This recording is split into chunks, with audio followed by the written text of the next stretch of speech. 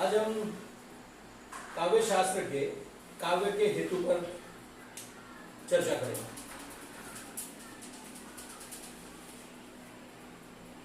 काव्य के हेतु अर्थात कारण। आपको पता है कि जीवन में जो भी कुछ घटना घटती है उसके पीछे कोई ना कोई कारण होता है।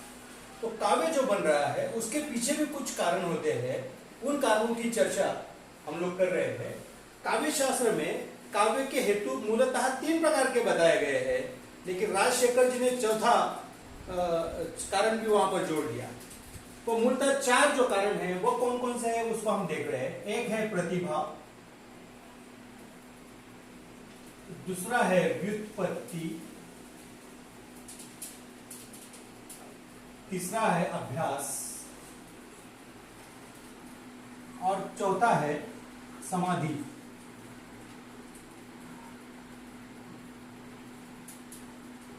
प्रतिभा क्या होती है? प्रतिभा एक शक्ति है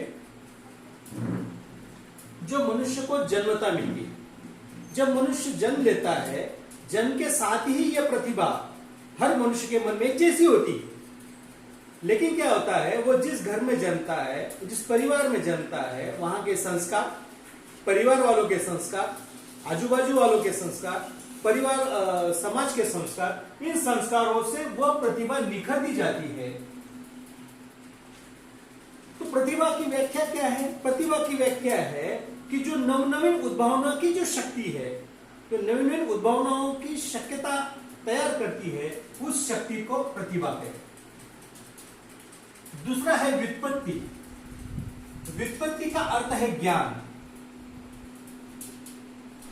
जब मनुष्य जन्म लेता है, जन्म के साथ उस पर जो संस्कार होते हैं, धीरे धीरे बच्चा देखता है कि किसको मां का कहा जाता है, किसी को पापा कहा जाता है, किसी को दादा, किसको नाना, किसको भाई, किसको बहन। ये सारे ज्ञान उसको होते जाते हैं और वो ज्ञान का विस्तार होते जाता है और धीरे धीरे वो समझने लगता है कि कौन सी चीज को क्या कहा जाए।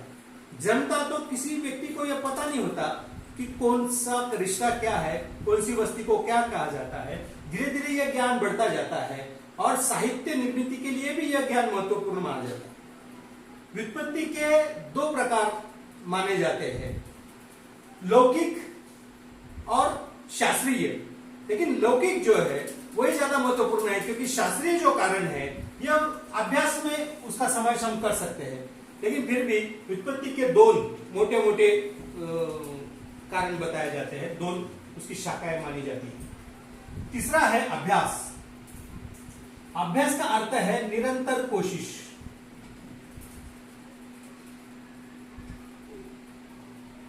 जब कोई कवि कविता लिखता है, कहानी लिखता है, साहित्य लिखने की जब वो कोशिश करता है, तो उसे निरंतर प्रयास करना पड़ता है।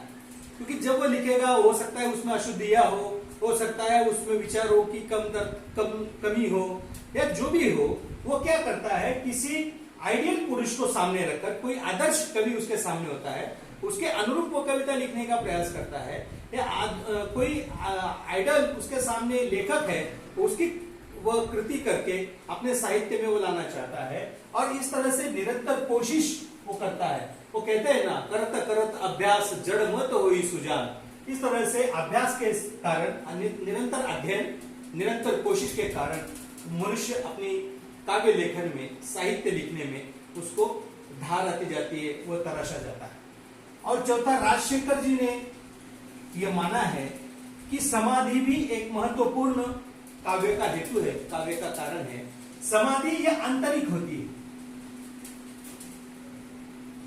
जब मनुष्य किसी विषय को लेकर चिंतन करता है, मनन करता है, तो उसको वो आंतरिक रूप से जब समाधिस्थ होता है, उस विषय को वो अपने मन में पूर्ण रूप से गांठ लेता है और उस पर जब वो चिंतन करता है और वो एकाग्र उस विषय से हो जाता है, उसे राजशेखर जी ने समाधि अवस्था कहा है। और वो समाधि अवस्था भी काव्य के हेतु में उसका समावेश किया गया है। जिस तरह से कोई भी वृक्ष का बीज हम लोग लगाते हैं, तो बीज, खाद, पानी और वातावरण, ये जैसे किसी भी पौधे को वटवृक्ष करने में सहायक होता है, उसी तरह से प्रतिभा, व्युत्पत्ति, अभ्यास और समाधि, यह 4 हेतु कविता के मुख्य कारण माने गए हैं, मुख्य हेतु माने गए हैं। इन्हीं के कारण कविता का जन्म होता है, यह हमारे काव्य शास्त्रियों ने माना है। और जो मनुष्य की भावनाओं का उत्कृष्ट प्रकटीकरण, जब इन सारी चारों चीजें उसमें जुड़ जाए और उसकी सद्भावना, उसकी भावना और उसके शब्द जब उसमें मिल जाए तो एक उत्कृष्ट काव्य का निर्माण होता है। इसीलिए हमारे काव्य शास्त्रियों ने काव्य के मूलतः ये 4 कारण माने। ठीक है, आप इसका ठीक से अध्ययन कीजिए। कल हम लोग काव्य के भेद पर चर्चा करेंगे।